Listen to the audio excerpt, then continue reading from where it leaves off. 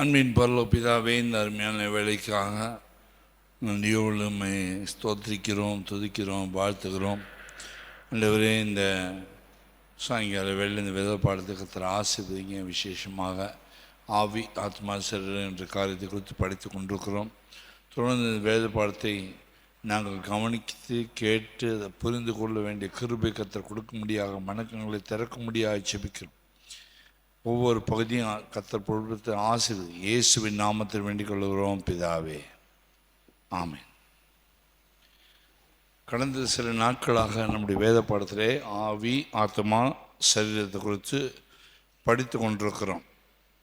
1 Thessalonica 5ஆம் அதிகாரம் 23, 24 ஆகிய வசனங்களிலே சமாதானத்தின் தேவன் தாமே உங்களை முற்றிலும் பரிசுத்தமாக்குவாராக. உங்கள் ஆவி ஆத்மா சரீரம் முழுவதும் நம்முடைய கர்த்தராகிய இயேசு கிறிஸ்து வரும்போது குற்றமற்றதாக இருக்கும்படி காக்கப்படுவதாக. உங்களை அழைக்கிறவர் உண்மையுள்ளவர், அவர் அப்படியே செய்வார். கர்த்தருடைய பரிசுத்த நாமத்துக்கு மகிமை உண்டாவதாக. நாம் ஆவி ஆத்மா சரீரத்திலே மனுஷன் எப்படி கெட்டுப்போனான், ஏகமாய் கெட்டுப்போனான் என்று ரோமர் புஸ்தகத்தில் முதல் பகுதி இன்ட்ரடக்ஷனில் நம்முடைய அறிமுக வகுப்புகளில் படித்தோம். அந்த கட்டுப்போன பகுதியில் ஆவியின் பகுதியும் கெட்டுப்போச்சு, ஆத்மாவின் பகுதிகளும் கெட்டுப்போச்சு, சரீரத்தின் பகுதிகளும் கெட்டுப்போச்சு. ஆவியில் 10 பகுதிகள் கெட்டுப்போனது, ஆத்மாவில் 5 பகுதிகள் கெட்டுப்போனது, சரீரத்தில் 5 புலன்களும் கெட்டுப்போனது. ஆகினாலே அவைகள் எல்லாம் 10, 5 + 5 20 பகுதிகளும் முற்றிலுமாய் பரிசுத்தமாக்கப்பட வேண்டும் என்பதுதான் தேவனுடைய நோக்கமாய் இருக்கிறது. மனிதனை பற்றிய உபதேசங்களிலே ஆவி ஆத்மா சரீரம் மிக முக்கியமான உபதேசம். ஆண்டவராகிய தேவனாய கர்த்தர் தெய்வத்துவத்திலே 3 பகுதியிலாக அவர் கிரியை செய்கிறார். 3 ஆள் தத்துவங்களாக கிரியை செய்கிறார். ஒரே தேவன், பிதாவாகிய தேவன், குமாரனாகிய தேவன், பரிசுத்த ஆவியாகிய தேவன். மூவரில் ஒருவர், ஒருவரில் மூவர். 3 ஆள் தத்துவங்களிலே ஒரே தேவன். 3 ஆள் தத்துவங்களிலே மனிதனுக்காக தேவன் ஆதி முதல் கொண்டு கிரியை செய்கிறார். அதற்கு காரணம், தேவன் அன்பை வெளிப்படுத்த வேண்டுமானால் அவர் மாம்சத்தில் வெளிப்பட வேண்டும். அவர் மனிதனை தெய்வ சாயலை மாற்ற வேண்டுமானால் தேவ ஆவியை மனிதனுக்குள்ளே ஊற்ற வேண்டும். ஒன்று தேவன் ஒளியாக இருக்கிறார். அவர் ஒருவரும் சேரக்கூடாத ஒளி. அவருடைய வார்த்தை தான் அவருடைய குமாரனாக மாறி மாம்சத்தில் வெளிப்பட்டார். அவருடைய ஆவி தான் பரிசுத்தாவியாக நம்முடைய உள்ளத்தில் ஊற்றப்பட்டது. பரிசுத்தாவியானவர் என்பது தேவனுடைய ஆவி. குமாரனாகிய இயேசு கிறிஸ்து என்பது தேவனுடைய வார்த்தை. தேவன் ஒருவரும் சேரக்கூடாத ஒளியாக இருக்கிறார், அன்பாகவே இருக்கிறார். ஆனால் அன்பை டைரக்டாக அவர் வெளிப்படுத்த முடியாது. காரணம், மனுஷன் பாவம் செய்ததினாலே தேவனுடைய நீதியின்படி அவன் கோபாக்கினின் பிள்ளையாக மனுஷன் மாறினதுனால தேவன் தம்முடைய பிள்ளையாக மனுஷன் மாறும்படியாக தம்முடைய ஒரே பேரான குமாரனாக மாம்ச வடிவத்திலே மாம்சத்தை இரத்தத்தை உடையவராக மாற்றி, மாம்சத்தை இரத்தத்தை உடையவராக வார்த்தையாக இருக்கிற தேவன் மாம்சத்தை இரத்தத்தை உடையவராக இந்த பூமியில் வந்து மரணத்தை ருசி பார்த்து, மரணத்தை உத்தரித்து, பாவத்தின் மேல் ஜெயம் எடுத்து, சாத்தான் மேல் ஜெயம் எடுத்து, மரித்து அடக்கம் பண்ணப்பட்டு இரத்தம் சிந்தி பாவ நிவாரண பலியாக மாறி கிருபாதார பலியாக மாறி 3ஆம் உயிரோடு எழுந்தார். ஆகினால மனிதனை குறித்த நோக்கம் என்ன? குமாரனை அனுப்பி, பிறகு பரிசுத்தாவியானவர் அனுப்பி தேவன் யார் என்பதை குமாரன் மூலமாக பிதாவை அறிந்து கொள்ள வேண்டும் என்பது என்றும், பரிசுத்தாவை பெற்ற ஓர் மனிதன் தேவனுடைய ஆலயமாய் மாற்றப்பட வேண்டும் என்பது தேவனுடைய சித்தம். ஆலயமாய் மாற்றப்பட்ட மனுஷன் ஆதி நிலவரத்துக்கு வர வேண்டும் என்பது தேவனுடைய சித்தமாக இருக்கிறது. கர்த்தருடைய பரிசுத்த நாமத்துக்கு மகிமை உண்டாதாக. ஆவியில் 4 பகுதியில் படித்தோம்.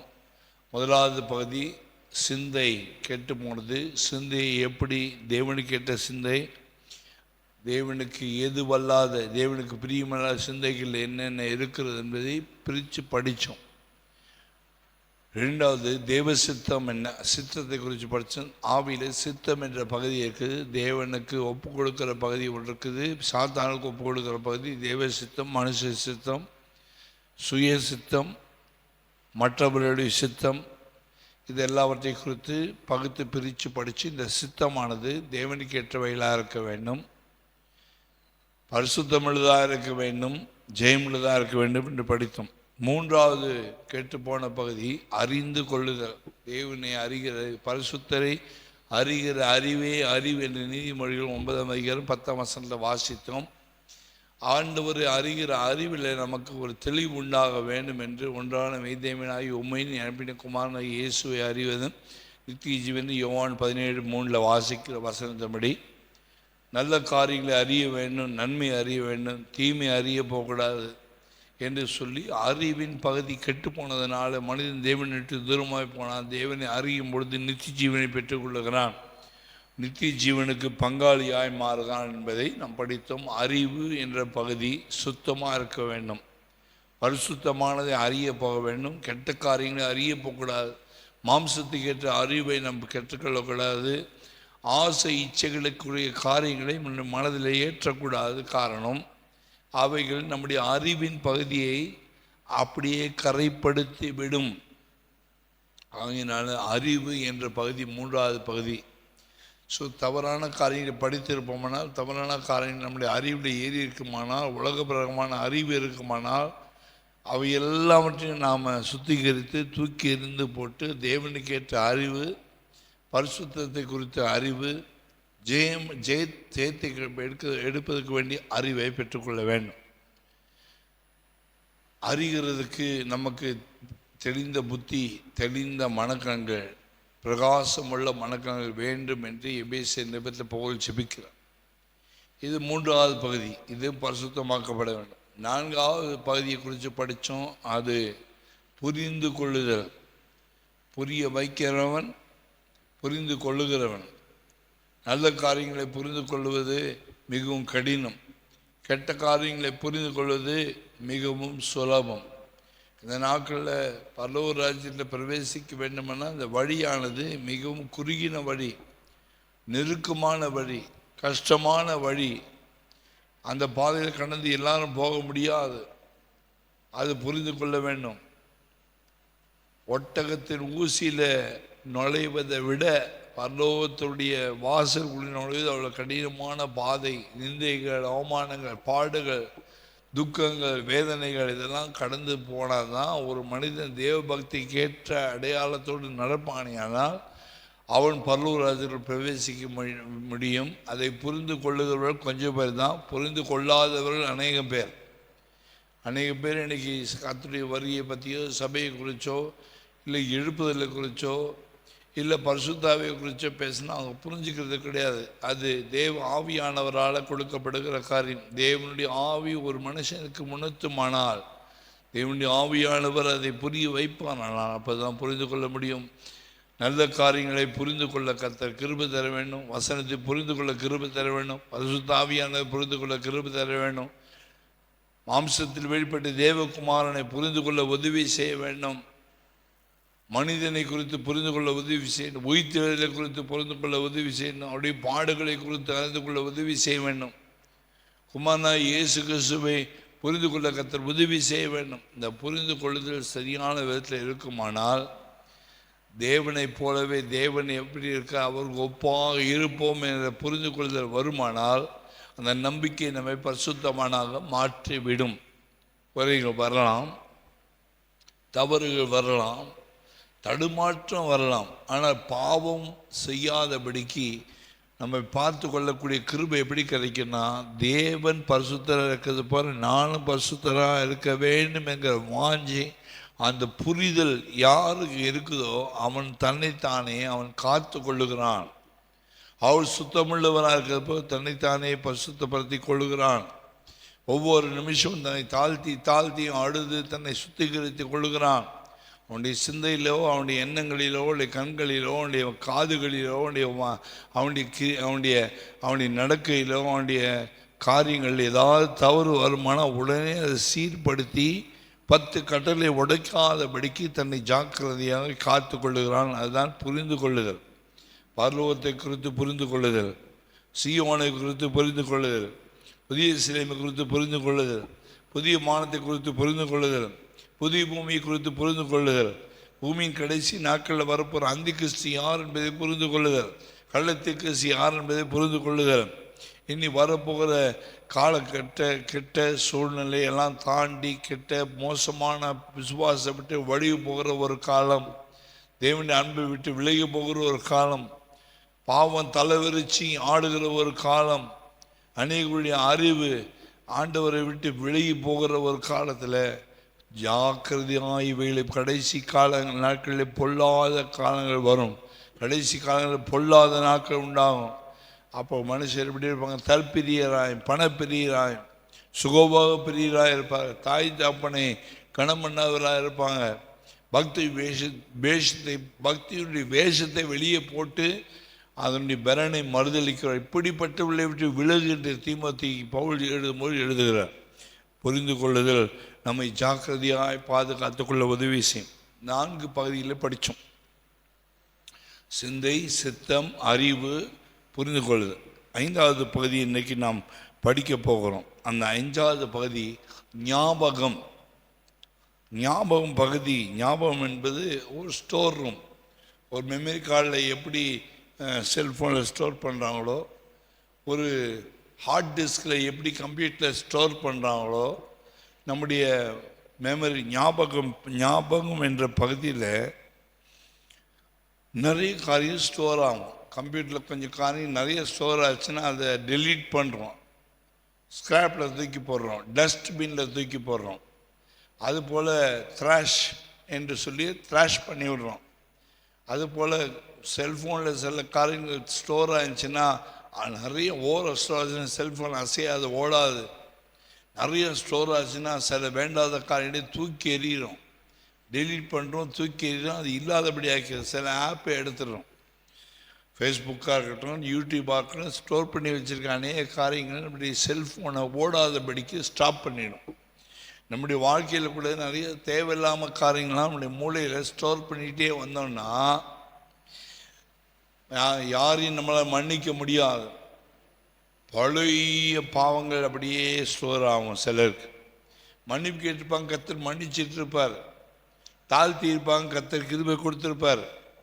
ஆனால் யாராவது ஒருத்தர் வந்து நமக்கு ஞாபகப்படுத்துவோம்னா அந்த பழைய பாவங்கள் ஞாபகத்துக்கு வரும். பிசாசு ஞாபகப்படுத்துவான். அப்படி செய்யும் போது நம்முடைய பழைய பாவங்கள் ஞாபகத்துக்கு வரும்போது நம்முடைய மனதின் அறை, அங்கே ஆவியின் பகுதி மறுபடியுமாக கெட்டு போகிறது. ரட்சிக்கப்படுறதுக்கு முன்னாடி செய்த பாவங்களை பிசாசு கொண்டு வந்து ஞாபகத்தை கொண்டு வருவான். எத்தனையோ நாட்கள் எத்தனையோ விபத்துகளை கர்த்தர் காப்பாற்றி இருப்பார். காப்பாற்றப்பட்ட பகுதியை மறந்துடுவாங்க. அடிப்பட்டுமே காயப்பட்டுமே கர்த்தர் ஏன் அப்படி இடம் கொடுத்தாருன்னு பிசாசு நமக்கு ஞாபகப்படுத்தும் போது நமக்கு கர்த்தர் மேல் இருக்கிற அன்பு குறைஞ்சி போயிடும். அப்போது இந்த மெமரி மைண்டில் இருக்கிற மெமரி, ஆவிக்குள்ள இருக்கிற அந்த ஞாபக பகுதியில் நல்ல காரியமும் ஸ்டோர் ஆகுது, அதே போல் கெட்ட காரியமும் ஸ்டோர் ஆகுது. தேவன் என்னென்ன செய்தாரோ அந்த நல்ல காரியங்களை மனதில் நாம் ஸ்டோர் பண்ண வேண்டும். மனுஷன் நமக்கு செய்த நல்ல காரியங்களை நாம் ஸ்டோர் பண்ண வேண்டும். அதனால தான் தாவீது 103ஆம் சங்கீதத்தில் 2ஆம் வசனத்தில் எழுதும்போது, என் ஆத்துமாவே கர்த்தரை ஸ்தோத்திரி, அவர் செய்த சகல உபகாரங்களையும் மறவாதே. ஸோ தேவையில்லாத காரியங்களாம் மனசை விட்டு என்ன செய்யணும்? எடுத்து பண்ணும். Martin Luther ரட்சிக்கப்பட்டார். 1517ஆம் வருஷம் ஒரு ரோமன் கத்தோலிக்க சபையிலிருந்து அவர் ரட்சிக்கப்பட்டார். ரோமன் கத்தோலிக்கருடைய காலத்தில் அன்னைக்கு இப்படிப்பட்ட உபதேசங்கள் சத்தியங்கள் இல்லை. கிபி 3ஆம் நூற்றாண்டிலிருந்து சபையானது புறஜாதிகள் கையில் ரோமருடைய கண்ட்ரோலில் போயிடுச்சு.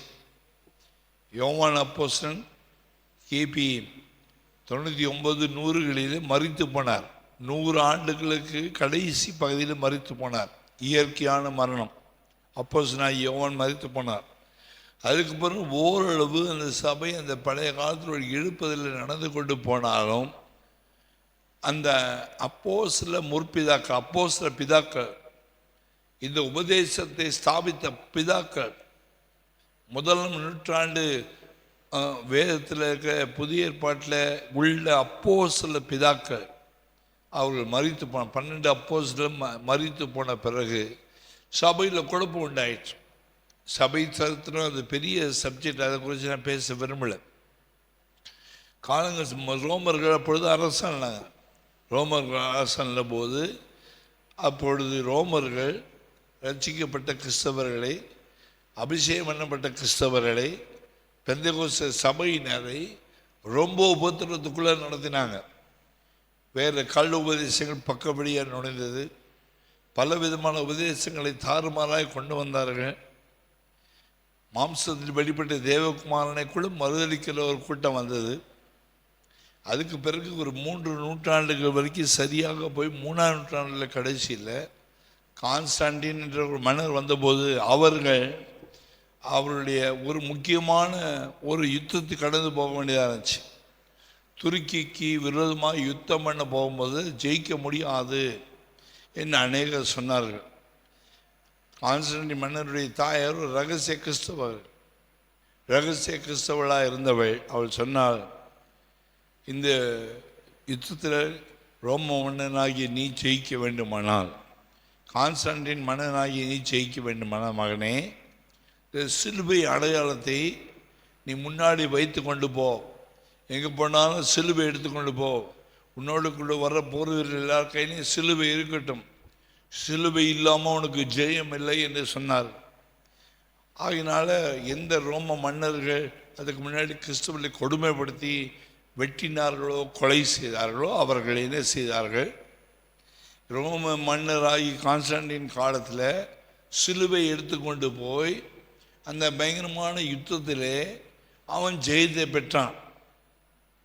ஆகினால அந்த ரோம மன்னன் ஆண்டவராய் இயேசு கிறிஸ்துடைய பிள்ளைகளை நாம் இனிமேல் கொடுமைப்படுத்தக்கூடாது, சித்திரவதை செய்யக்கூடாது என்று சொல்லி அவர்கள் அந்த பெந்தெகோஸ்தே பாதிரிமார்கள் இல்லை போதகர்கள், பெந்தெகோஸ்தே ஜனங்கள் எல்லாரையும் கூப்பிட்டு ஒரு கருத்தரங்கு நடத்தி, இனிமேல் ரோமர்கள் உங்களை கொடுமைப்படுத்த மாட்டாங்க, நீங்கள் விடுதலையாக ஊழியம் செய்யலாம், நீங்கள் விடுதலையாக ஜெபிக்கலாம், ஆனால் ஒரே ஒரு நிபந்தனை என்று சொல்லி பெந்தெகோஸ்தே சபைகளில் எண்ணெயன்றி வேறு தேவர் உண்டாயிருக்க வேண்டாம், யாதொரு சொருபத்தியான விக்கிரத்தையும் செய்ய வேண்டாம் என்று அந்த ஆண்டவர் யாத்திராமை 20ஆம் அதிகாரத்தில் சொல்லப்பட்டதான அந்த உபதேசத்தில் ஒரு பகுதி ஆண்டவரை ஏற்றுக்கொண்டான். ஆனால் சொருபத்தியான விக்கிரத்தையாக செய்யக்கூடாது என்று சொல்லி சொல்லப்பட்ட கட்டளை உடைத்து ரோமர்கள் அந்த நாட்களில் தாய் சேய் வழிபாடு ஏற்கனவே அவர்கள் செய்து கொண்டிருந்தார்கள். பாபிலோனிய அரசாங்கத்திலே அந்த இருந்தது. எபேசு பட்டணத்தில் தியானாரின் தெய்வமே தெய்வம் என்று சொன்னார்கள். ஒரு பெண் தெய்வத்தை வணங்குற பழக்கம் அந்த காலத்தில் துருக்கியிலையும் இருந்துச்சு, ஈராக்லேயும் இருந்துச்சு, பாபிலோன்லையும் இருந்துச்சு, ரோமர்களுக்குள்ளேயும் இருந்தது. ஆகினால அவர்கள் என்ன செய்தார்கள்? இந்த விக்கிரகத்தை கொண்டு வந்து நீங்கள் உங்கள் கோயிலில் வைக்கணும். அதை நீங்கள் வணங்குறீங்களோ ஆராதிக்கிறீங்களோ அதை கொண்டு வந்து வைக்கணும். தாய் ஒரு குழந்தையை தோல் மேலே தூக்கி வச்சிட்டு இருக்கிற விக்கிரகத்தை கொண்டு வந்து கோயிலில் வைக்கணும் என்று சொல்லி ஒரு கண்டிஷன் போட்டான். அப்போது நாங்கள் இந்த யூதர்கள் நடத்துகிற ஆலயங்களிலோ, பெந்தெகோஸ்தே ஜனங்கள் இருக்கிற ஆலயங்களிலோ, அந்தியோகியா பட்டணத்தில் இருக்கிற ஆலயங்களிலோ யாரையும் கிறிஸ்தவர்களை கொடுமைப்படுத்த மாட்டோம் என்று சொன்னோம். ஏற்கனவே நிறைய பேர் ரோமர்களால் 300 ஆண்டுகள் மரித்து போனதுனால, கொடுமைப்படுத்தப்பட்டதுனால, ஜனங்களுடைய தாய் தகப்பன் பிள்ளைகள் கண்ணு முன்னாடி கொலை செய்யப்பட்டதுனால மனசு உடைஞ்சிருந்த ரோமர்கள், மனசு உடைஞ்சிருந்த யூதர்கள், மனசு உடைஞ்சிருந்த புறஜாதிகள், கிறிஸ்தவர்கள், அதில் இருக்க போதகர்கள், மெயினாக பாஸ்டர்ஸ், பிஷப்ஸ், பாஸ்டர்ஸ் என்ன செஞ்சாங்கன்னா அவங்களுக்கு பதவி கொடுக்குறேன்னு கான்ஸ்டன்டின் சொன்னதுனால, வீடு கட்டி கொடுக்குறேன், ஆலயம் கட்டி கொடுக்குறேன்னு சொன்னதுனால, அவளுக்கு கொடுமைப்படுத்த மாட்டேன்னு வாக்கு கொடுத்ததுனால அவர்கள் சரி நாங்கள் ஏற்றுக்கொள்கிறோம் என்று சொல்லி ஒரு தாய் சேய் வெளிப்பாடை கொண்டு வந்து அந்த கோயிலில் வச்சாங்க. அவள் வைக்கிறதுக்கு முன்னாடி அவங்க கான்ஸ்டன்ட் மன்னரை கேட்டாங்க, இத்தனை வருஷமாக விக்கிரகங்களை நாங்கள் விரோதமாக பிரசங்கம் பண்ணியிருக்கிறோம், ஆவியோடு உண்மையோடு தொழுது கொள்ள வேண்டும் என்று பிரசங்கம் பண்ணியிருக்கிறோம், இப்போ அதை கொண்டு வந்து உள்ளே வச்சா சபைக்குள்ளே கலவரம் வருமே. அப்பொழுது தான் அந்த மன்னர் சொல்லிவிட்டு அந்த விக்கிரகத்தை நீங்கள் வைக்கும் போது தாய் இல்லாமல் பிள்ளை வருமா, அந்த வைக்கப்பட்ட தாய் தான் மாதா என்று மரியாள் என்றும், தூக்கி வைக்கப்பட்டிருக்க பிள்ளை வந்து கர்த்தராகிய இயேசு கிறிஸ்து என்று நீங்கள் சொல்லி கொடுங்க. நீங்கள் சொல்லி கொடுக்குறது விசுவாசிக்கு ஏற்றுக்கொள்ளனா அவளை எப்படியாவது அடக்குங்க என்று சொல்லி ரோம மன்னர் கற்றுக் கொடுத்தான்.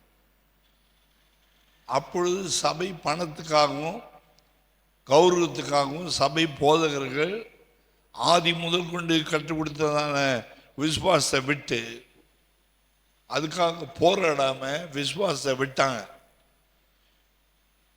பரிசுத்தவான்கள் ஒரு ஒப்புவிக்கப்பட்ட விசுவாசத்துக்காக தைரியமாக போராட கடவோம் என்று யூதால வாசிக்கிற வசனத்துக்கு நேர் விரோதமாக மாறி பணம், பொருள், பாதுகாப்பு, உயிர் வேணுன்றதுக்காக கொண்டு வந்து வச்சாங்க, விக்கிரகத்தை வச்சாங்க.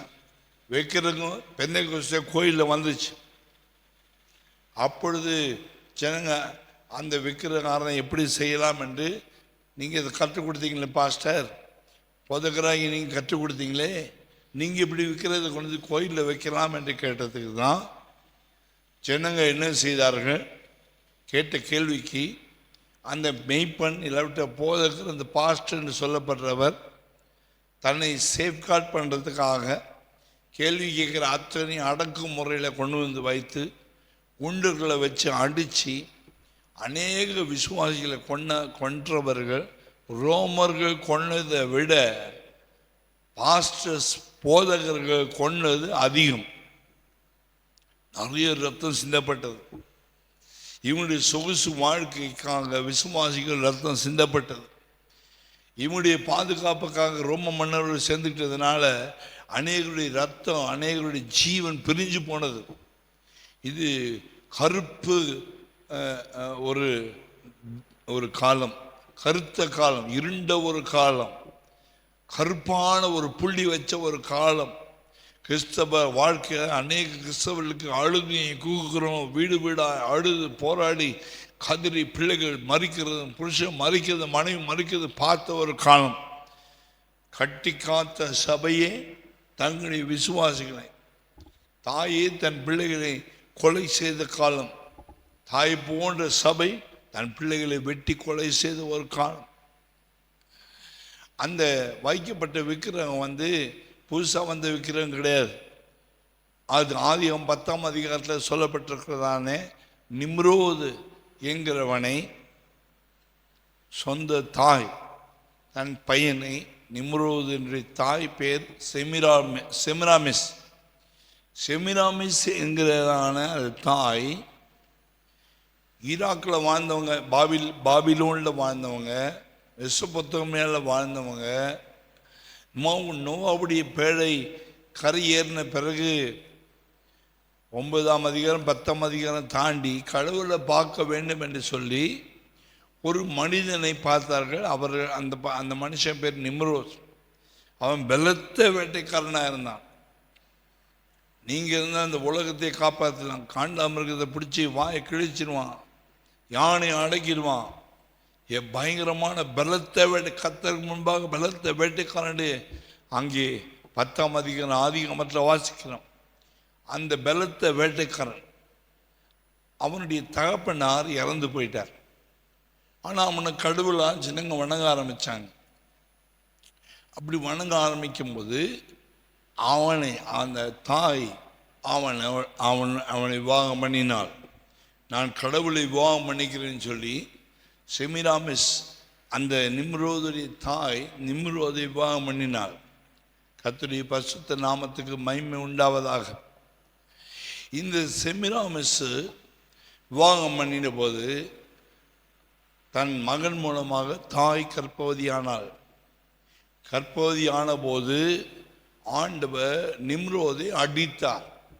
நிம்ரோது மரித்து போனான். மரித்து போன பிறகு இந்த ஜனங்கள் எல்லாரும் ஒன்று கூடி நம்ம எல்லாம் சேர்ந்து நிம்ரோதை போய் பார்க்க வேண்டும், கடவுளை போய் பார்க்க வேண்டும். எல்லாருக்கும் ஒரே பாஷை, ஒரே ஜாதி, ஒரே பாஷை, ஒரே நிறம், எல்லாம் ஒரே இடத்துல கூடியிருந்தாங்க. நோவுடைய பேழைக்கு பிறகு அவங்கெல்லாம் ஒன்று கூடி ஐக்கியமாக ஒருமனப்பட்டு ஐக்கியமாகி ஒரு கெட்ட காரியத்துக்காக, அந்த கெட்ட ஞாபகம் மனசில் இருக்குது, நிம்ரோதை பற்றி தானே தாட் மைண்டில் இருக்குது, அந்த கெட்ட சொப்பனம், கெட்ட கனவு, கெட்ட காரியம் மைண்டில் இருக்குது. அவனை கல்யாணம் பண்ணது சொந்த மகனை, அம்மா கல்யாணம் பண்ணது ஒரு வேசித்தனம். அந்த வேசித்தனத்தினால அவள் கர்ப்பவதியானாள். இப்போது கோபுரம் கட்டி மேலே போய் நம்மளாம் ஒரே மொழி, ஒரே ஐக்கியம், ஒருமன ஐக்கியமாய் ஒரு கெட்ட காரியத்தை கண்டுபிடிக்கும்படியாக வானலாவே கோபுரத்தை உயர்த்தி, பெரிய கோபுரத்தை உயர்த்தி, பல அடுக்கு மடுக்கு வான வரைக்கும் உயரமாக உயர்த்தி, எப்படியாவது நம்ம கடவுள் என்ன செஞ்சு நிம்ரோதை பார்க்கணும்னு நினச்சாங்க. நிம்ரோதை அடித்த தேவன் நாம் இறங்கி போய் பிதா குமாரன் பரிசுத்தாவிக்கு நாம் பரிசுத்தாவின் தங்களுக்குள்ளே பேசிக்கணும். நாம் இறங்கி போய் மனுஷன் என்ன செய்கிறான்னு பார்ப்போம். இறங்கி போய் இந்த பாஷையை தாறுமாறாக்கினார்கள். தாறுமாறாக்கின பிறகு பாபேல் கோபுரம் நிறுத்தப்பட்டது. அதுக்கு பிறகு அந்த செமிராமிஸுக்கு ஒரு குழந்தை பிறந்தாள். நிம்ரோது மூலமாய் கர்ப்பவதி ஆனவள் ஒரு குழந்தையை பெற்றாள். அந்த பையனுக்கு பேர் செமிராமிஸ், அந்த பையனுக்கு பேர் தம்முஸ். தம்முஸை குறித்து வேதத்தில் எழுதப்பட்டிருக்கு. தம்முஸ்க்காக அவள் அழுதாள் என்றெல்லாம் பார்க்கிறோம். தம்முஸ் சின்ன வயசில் மறித்து போகும்போது தாய் மிகவும் அழுதை குறித்து தீர்க்கதரிசன புஸ்தகங்களில் வாசிக்கிறோம். அதை குறித்து இப்போ நான் வாசிக்கிற நேரம் இல்லை. ஞாபகம் என்னது? நம்முடைய கடவுள் வானத்தை ஏறினா போய் பார்த்துடலான்னு நினச்ச கெட்ட ஞாபகம், செய்தது பாவம், சொந்த பையன் தாயோடு உபசாரம் பண்ணினதுனால வந்த சோகம், கர்த்தர் அடித்தார், வேசித்தனத்திலிருந்து கர்த்தர் அடித்தார், ஜனங்களை தேவன் என்று சொன்னதுனால அடித்தார், வானலாவை கோபுரம் எழுப்பதுனால அந்த கோபுரத்தை கர்த்தர் தடுத்தார். கோபுரம் கட்டுறதுனால கர்த்தரை போய் பார்க்க முடியாது. எத்தனை கோபுரம் கட்டினாலும் பார்க்க முடியாது. அநேகர் நினைக்கிறேன் கோபுரம் கட்டினா போய் பரலோகம் போய் பார்த்தேன், கோபுரம் கட்டினா பார்க்க முடியாது. ஆகினால அவங்க பழைய ஞாபகத்தினால அந்த கோபுரம் கட்டுற தொழில் இப்போ வரைக்கும் கோபுரம் கட்டுறாங்க. பல கோபுரம் கட்டுறாங்க. அந்த கோபுரம், இந்த கோபுரம், இந்துக்களும் கோபுரம் கட்டுறாங்க, கிறிஸ்தவர்களும் கோபுரம் கட்டுறாங்க. நமக்கு பேர் உண்டாக பண்ணுவோம் என்று கோபுரம் கட்டுறாங்க. தன்னுடைய வாழ்க்கையில் தன்னை பெரிய ஆளாக்கணும்னு சொல்லி நேபுகாத்நேசர் சொல்கிறான், நான் என்னுடைய மாட்சிமை, என்னுடைய மகிமை, என்னுடைய கணம் இதெல்லாம் இந்த பாபிலோன் நான் கட்டின மகா பாபிலோன் என்று பாபிலோனை உயர்த்தி பேசுகிறான். கர்த்தர் அவனை அடித்ததினாலே மாடு போல புள்ள மேய்ந்தான். நம்முடைய வாழ்க்கையில் நம்முடைய மனதில் பெரிய பழைய ஞாபகம்லாம் வச்சு நான் அதை செஞ்சு இந்த கோபுரம் கட்டுவோமானா மாட்டை போல புள்ள மேய்கிறதா இருக்கும். இந்த செமிராமிஸையும் இந்த தமூசையும் தான் ஜனங்கள் வழிபட்டார்கள். ஈராக்கில் அந்த ஈராக்கில் உள்ள மெசொப்பொத்தேமியா ஜனங்கள் வழிபட்டார்கள். அந்த பாவத்தின் நிமித்தம் கர்த்தர் வேதனைப்பட்டார். அவர்கள் மத்தியிலிருந்து விக்கிரகத்தை செய்கிற தேராகுடைய பையனாகிய ஆபிரகாமை கர்த்தர் அழைத்து வீட்டை விட்டு வெளியே வா, நாட்டை விட்டு வெளியே வா, ஊரை விட்டு வெளியே வா. இது செமிராமிஸையும் தம்மூசியும் வணங்குற ஊர், தாய் வழிபாடு செய்கிற ஊர். இதை விட்டு வெளியவா, நான் காண்பிக்க தேசத்துக்கு போகன்னு கொண்டு வந்த காரணமே தேவன் தன்னை உண்மையான தேவனாக ஒரு மனிதனுக்கு காட்டும்படியாக அப்படி செய்தார். கர்த்தருடைய பரிசுத்த நாமத்துக்கு மகிமை உண்டாவதாக. அவன் வெளியே வந்தபோது தேவனை அறிந்தான். அவனுடைய விசுவாசம் பலப்பட்டது. தேவன் அவனை ஆசீர்வதித்தார். அவர்தான் ஜீவனுள்ள தேவன், சர்வ வல்லமை தேவன், மகிமையுள்ள தேவன் என்பதை ஆபிரகாம் கண்டுபிடிச்சான். இந்த முழு உலகமும் இருட்டுக்குள்ளே போய் கொண்டிருக்கும் போது அந்த தாய் வழிபாடை விட்டு கர்த்தர் ஆபிரகாமை வெளியே கொண்டு வந்தார். நல்லா கவனிக்கணும், ஆபிரகாமை வெளியே தாய் வழிபாடை விட்டு வெளியே கொண்டு வந்தார். பிசாசு பல வருஷமாக ஆபிரகாமுடைய காலத்திலிருந்து இயேசு சுவாமி காலம் வரைக்கும் அது தாய்சே வழிபாடு மறைவிடத்தில் வச்சு பாபிலோனில் மேதியா பெர்ஷியாவில் அதுக்கப்புறம் கிரேக்கு சாம்ராஜ்யத்தில் ரோம சாம்ராஜ்யத்தில் அது அப்படியே ஊடுருவி இந்த தாய்சே வழிபாடு வந்து கொண்டே இருக்கிறது. ஒரு பிசாசு அது வந்து கொண்டே இருக்கு, அந்த விக்கிரம் வந்து கொண்டே இருக்கிறது. பவுடி நாட்களில் கூட எபேசு பட்டணத்தில் போகும்போது தியான தெய்வமே தெய்வம் என்று சத்தமிட்டார்கள். தாய்சே வழிபாடு என்பது வந்து கொண்டே இருக்குது. இயேசு பிறந்த பிறகு மாதா இயேசு சொல்கிறாங்க, அப்படி அல்ல, அது செமிராமிசம் நீனஸ், செமிராமிசம் அங்கே நீனஸ் இல்லாவிட்டால் தம்மூஸ் என்பவனை காட்டுகிறது. கர்த்தருடைய பரிசுத்த நாமத்துக்கு மகிமையுண்டாதாக. அந்த ரோம மன்னனாக இருக்கிற அந்த கான்ஸ்டான்டின் தங்களுடைய ரோம தேசத்தில் இருக்க தாய்சே வழிபாடை கொண்டு வந்து ரட்சிக்கப்பட்டு ஞானசானத்து பரிசுத்த பெற்ற பெந்தகோஸ்தே பாஸ்டர்களோட அவன் பேசி இந்த தாய்சே வழிபாடு கொண்டு வந்து கோயிலில் வச்ச போது தேவனுடைய சத்தியம் அங்கே சிதறி திருடப்பட்டு போயிடுச்சு. சத்தியத்துக்கு சபை துரோகம் பண்ண ஆரம்பித்தது. அப்படி சத்தியத்துக்கு துரோகம் பண்ண ஆரம்பித்த போது பழைய கரையெல்லாம் கொண்டு வந்து கான்ஸ்டான்டின் உள்ள வச்சதுனால சபை மக்கள் ஊழியக்காரர் மூலமாகவே இல்லை பிஷப் மூலமாகவே ரத்த சாட்சியாக கொல்லப்பட்டார்கள். கவர்மெண்ட் அந்த பிஷப்புக்கும் ஊழியக்காரருக்கும் அங்கீகாரம் கொடுத்தது. கர்த்தர் அங்கீகாரம் கொடுத்தாரோ இல்லையோ, கவர்மெண்ட் அங்கீகாரம் கொடுத்தது. இதெல்லாம் நடந்த சரித்திரம் நடந்த கொடூரமான சம்பவங்கள். இப்படி கிபி 3 கடைசியிலேருந்து கிபி 1517 இல்லை 16ஆம் நூற்றாண்டு தொடக்கம் வரைக்கும் கிட்டத்தட்ட 12 நூற்றாண்டுகள் கிறிஸ்தவத்தின் இருண்ட காலம், கிறிஸ்தவமே இல்லாத காலம். குகைகளிலும் மலைகளிலும் மக்கள் எங்கேயோ ஒளிஞ்சு போய் எங்கேயோ ரகசியமாக ரசிக்கப்பட்டு அபிஷேகம் பெற்று வாழ்ந்தாங்களே தவிர சபையுடைய உபதேசம் உடைக்கப்பட்டு போயிற்று. சபைக்குள்ள முழுக்க ஞானசானம் கிடையாது, தெளிப்பு ஞானசானம், சபைக்குள்ள விக்கிரகாராதனை. இப்படிப்பட்ட இருண்ட காலத்தில் வாழ்ந்த போது ரோமன் கத்தோலிக்க பாதிரியாராக இருந்த மார்ட்டின் லூத்தர் அவர்கள் கேன்டர்பரி சர்ச்சில் இங்கிலாந்தில் ஒரு ரோமன் கத்தோலிக்க பிஷப்பாக, ஆர்ச் பிஷப்பாக பெரிய அளவில் ஊழியம் செய்து கொண்டிருக்கும்போது ஆவியானவர் ரோமர் புத்தகத்தை வாசித்து கொண்டிருக்கும்போது விசுவாசத்தினால் நீதிமான் பிழைப்பான்ற சத்தியத்தை அறிந்தார். எல்லாவற்றுக்கும் மூல காரணம் எல்லார் கையிலையும் அன்னைக்கு வேதாகமம் இல்லை, வேதமே சத்தியம் என்பதை அவர் போதித்தார். இயேசு கிறிஸ்துவ இல்லாமல் நித்திய ஜீவன் இல்லை என்று போதித்தார். அவர் மூலமாக தான் நமக்கு பாவ மன்னிப்பு நிச்சயம் கிடைக்கும் என்பதை போதித்தார். இயேசு இல்லாமல் ஒரு மனுஷன் பரலோகத்துக்கு ஒரே வழி சத்திய ஜீவன் போதித்தார்.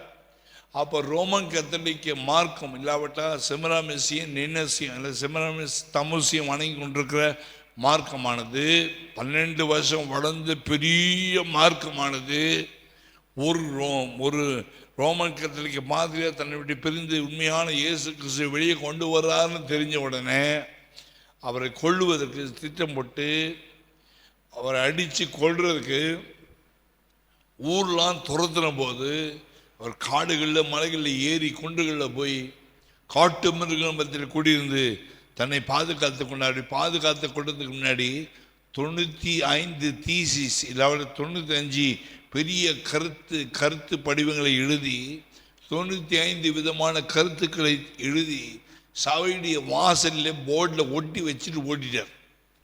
அடுத்த நாள் ஆலயத்தில் வந்து பார்க்கும்போது மார்ட்டின் லூத்தர் உண்மையான சத்தியத்தை கண்டுபிடிச்சான்னு தெரிஞ்சு அவரை தேடி கொஞ்சம் நல்ல விசுவாசிகள் கூட்டினார்கள். சில ரோமன் கத்தோலிக்க ஊழியக்காரர்கள், சின்ன ஊழியக்காரர்கள் கொடுமைப்படுத்தப்பட்ட அந்த நாட்களில் மார்ட்டின் லூத்தரை தேடி ஓடி போய் எத்தனை பேர் ரோமன் கத்தோலிக்கில் வெளியே வந்து சேர்ந்து கொண்டாங்க. இப்படி தான் அவர்கள் ரோமன் கத்தோலிக்க எதிர்த்து ப்ரொட்டஸ்ட் பண்ணி எதிர்ப்பு தெரிவித்து இந்த உபதேசம் சரியில்லைன்னு தெரிவித்ததுனால தான் ஒரு சின்ன விளக்கு, வேதத்துடைய வெளிச்சம், கொஞ்சம் இயேசுவை பற்றி வெளிச்சம் சபைக்கு மறுபடியுமாக மறுமலர்ச்சி அடைஞ்சு கிடச்சிது. கர்த்தருடைய பரிசுத்த நாமத்துக்கு மகிமை உண்டாதாக. மார்ட்டின் லூத்தர் ஆரம்பித்த அந்த சபைக்கு பேர் தான் புராட்டஸ்டன்ட் இயக்கம். புராட்டஸ்டன்ட் இயக்கம், சபை அல்ல, இயக்கம். அந்த இயக்கம் ஆரம்பித்த பிறகு அதுக்கப்புறம் நிறைய பேர் வந்தாங்க. ஜான் நாக்ஸ் வந்தார், ஜான் வெஸ்லி வந்தார், மெத்தடிஸ்ட் சபை ஆரம்பித்தார். அப்புறம் பேப்டிஸ்ட் சபை வந்தது, பிரதர் மிஷன் வந்தது. பெந்தைக்கோஸ்தே உடைய ஒரிஜினல் பெந்தைக்கோஸ்தே காலம் வர வரைக்கும் ஒரு சின்ன விளக்கு, சின்ன சிம்னி விளக்கு. இந்த சிம்னி விளக்கு தான் முதல்ல கண்டுபிடிச்சாங்க. இந்த சிம்னி விளக்கு வச்சு தான் புஸ்தகம் படித்தாங்க. அதுக்கப்புறம் சிம்னி விளக்கு தாண்டி லாந்தர் விளக்கு வந்துச்சு. லாந்தர் விளக்கை தாண்டி பெட்ரோமாக்ஸ் வந்துச்சு. பெட்ரோமாக்ஸ் வந்து போன பிறகு கரண்ட்டு கண்டுபிடிச்சாங்க. கரண்ட்டு கண்டுபிடிச்ச பிறகு ஒரு குண்டு பல்பு வந்துச்சு. அந்த குண்டு பல்பு சீட்டில் உட்கார வச்சு அதில் வச்சு பைபிள் வாசகம் இருந்தாங்க. அதுக்கப்புறம் டியூப்லைட் வந்துச்சு. அப்புறம் இப்போது சொல்ல வேண்டிய அவசியம் இல்லை.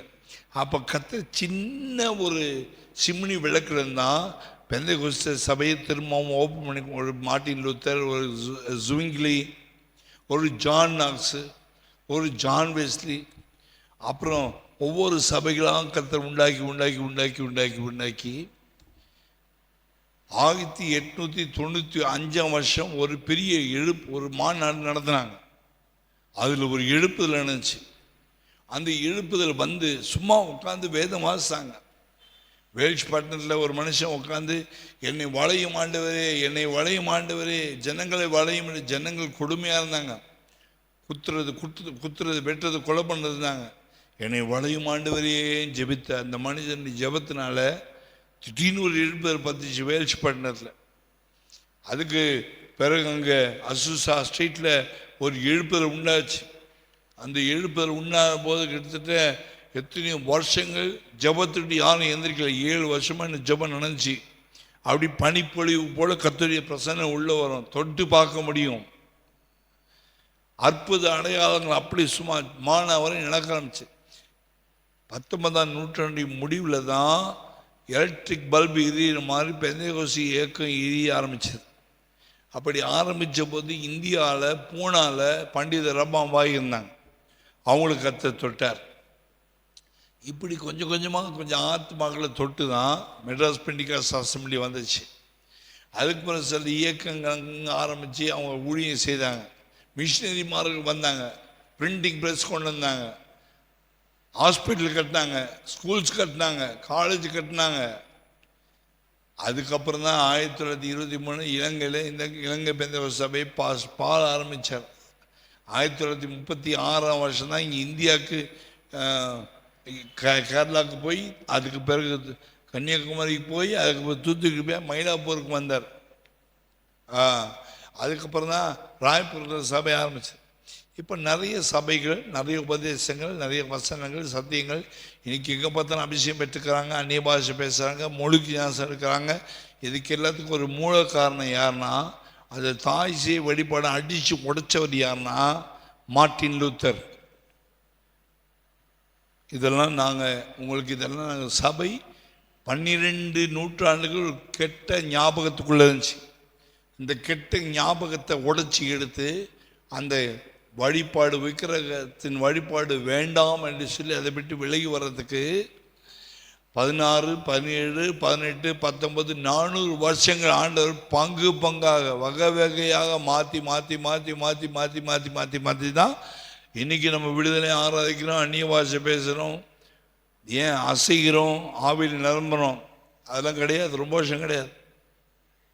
கர்த்தருடைய பரிசுத்த நாமத்துக்கு மகிமை உண்டாவதாக. அப்படின்னா நாம் நம்முடைய வாழ்க்கையில் எவைகளெல்லாம் உலக பிரகமன விக்கிரகமாக இருந்துச்சோ, எந்தெந்த சடங்காச்சங்கள் ரட்சிக்கப்படுறதுக்கு முன்னாடி நம்ம செய்திருந்தோமோ, நாள் பார்க்குறது, குறி கேட்குறது, இதெல்லாம் நம்முடைய பழக்க வழக்கத்தில் ரட்சிக்கப்படுறதுக்கு முன்னாடி இருந்துச்சு. இந்துவாக இருக்கும்போது ரட்சிக்கப்படாத நாட்களில் பல விதமான பழக்க வழக்கம், நாள் பார்க்குறது, குறி கேட்குறது, அப்புறம் சகுனம் பார்க்குறது, இப்படிப்பட்ட கெட்ட வார்த்தை பேசுறது, பொய் பேசுறது, அடிக்கிறது, பழி வாங்கிறது, பகைக்கிறதுலாம் ரட்சிக்கப்படாத நாட்களில் இருந்துச்சு. இதனும் பழையவை ஞாபகங்கள்லாம் வச்சுக்கிட்டு ரட்சிக்கப்பட்ட பிறகு ஞானஸ்நானத்து பிறகு அபிஷேகம் பெற்று ஈகோ பரப்பம், ஒருத்தனை பகைக்கிறது, ஒருத்தனை தலை தட்டுறது, ஒருத்தனை வெறுக்கிறது, ஒருத்தரை ஒரு மாதிரி பார்க்குறது, காய்மகாரமாக பார்க்குறதெல்லாம் பழைய மனுஷனுடைய சுவாபங்கள். அதெல்லாம் கிறிஸ்தவனுக்கு ஒழுங்கு அல்ல. படைவுகள் ஒழிந்து போயினே, எல்லாம் புதிதாக என்ன மந்திரம் தந்திரம், அடுத்தவனுக்கு கிறுக்கன்னு சொல்கிறது, பைத்தியக்காரன் பின்னாடி பேசுறது, முன்னாடி பேசுறதுல பின்னாடி பேசுறது, கோடத்தனம். இவையெல்லாம் பழைய ஞாபகங்கள். அந்த நாளுடைய எல்லா ஞாபகங்கள்லாம் மனதை விட்டு போகணும். ரட்சிக்கப்படுறதுக்கு முன்னாடி இந்த எல்லா ஞாபகமும் போகணும். அந்த ஞாபகத்தினுடைய கெட்ட பகுதியெல்லாம் மொத்தமாக ஆவியானவர் அழைக்கணும். இயேசுவின் ரத்தத்தினால் அழைக்கப்படணும். அப்போ தான் நம்முடைய ஞாபக சக்தி என்றதான ஞாபகம் என்ற பகுதி சுத்தமாக இருக்கும். கர்த்தருடைய பரிசுத்த நாமத்துக்கு மகிமை உண்டாவதாக. சுத்தமாகணும். அசுத்தமான ஞாபகங்கள்லாம் போகணும்னா நல்ல காரியங்களை மனதில் ஏற்ற வேண்டும், வசனங்களை ஏற்ற வேண்டும். தேவ சமூகத்தை கிருபையை பெற்றுக்கொண்டு இருதயங்களை கிருபையினால் நிரப்ப வேண்டும், பரிசுத்தமினால் நிரம்ப வேண்டும், தேவான்பினால் நிரம்ப வேண்டும், விசுவாசத்தில் நிரப்ப வேண்டும். நம்முடைய உள்ள விசுவாசத்தால் நிரம்பின உள்ளமாக இருக்க வேண்டும். நம்முடைய மனது சந்தேகப்படாத மனசாக இருக்க வேண்டும். சுத்த கண்களாக இருக்க வேண்டும். கண்கள் கெட்ட கண்ணாக இருக்கக்கூடாது, சுத்த கண்ணாக இருக்க வேண்டும். கர்த்தருடைய பரிசுத்த நாமத்துக்கு மகிமை உண்டாவதாக. ஆண்டவராகிய கர்த்தர் சொல்லும்போது ஏசாயா 43 அதிகாரம் 25 வசனத்தில், இனி நான் அவருடைய பாவங்களை இனி ஒருபோதும் நினையாதிருப்பேன்னு சொல்கிறார். நினையாதிருப்பேன். கர்த்தர் நினைக்க மாட்டார். கர்த்தரையும் மறக்கிறவர். கர்த்தரையும் நம்முடைய பழைய பாவங்களை எல்லாம் மறந்து விடுகிறார். 44 அதிகாரம் ஏசாயா 44:28 வாசிக்கும் போது, மேகத்தை போலவும் கார் மேகத்தை போலவும் அவருடைய அக்கிரமங்களை நீக்கிவிட்டேன்னு சொல்கிறார். ஆண்டவர் கரெக்டாக அவர் மறக்கிறவர், அவர் மன்னித்து மறக்கிறவர், அதை விட்டு விடுகிறவர். நாம் பழைய பாவங்களை மனசில் நினச்சிட்டு ரசிக்கப்பட்ட பிறகு இருப்போமானா நம்முடைய ஞாபகம் சுத்தமாகலை, ஞாபக பகுதி சுத்தமாகலை. ஆண்டவராகிய கர்த்தருடைய கண்கள் எப்படிப்பட்டது? தீமையை காணக்கூடாத சுத்த கண்ணே என்று ஆபக்குக்கு 1 அதிகாரம் 13 வசனத்தில் வாசிக்கிறோம். 103 சங்கீதம் 2 வசனத்தில், அவள் செய்த சகல உபகாரங்களை மறவாதே. மற்றவர்கள் செய்த தீமைகளை மனதில் வைக்கக்கூடாது. மனதில் வச்சுக்கிட்டே தேவனோடு சமாதானமாக இருக்க முடியாது. மற்றவங்க செய்த தீமையை நினச்சி பார்த்துக்கிட்டே சோத்திரம் சொன்னால் கூட ஆண்டவர் உங்களை ஆசீர்வதிக்க மாட்டார்.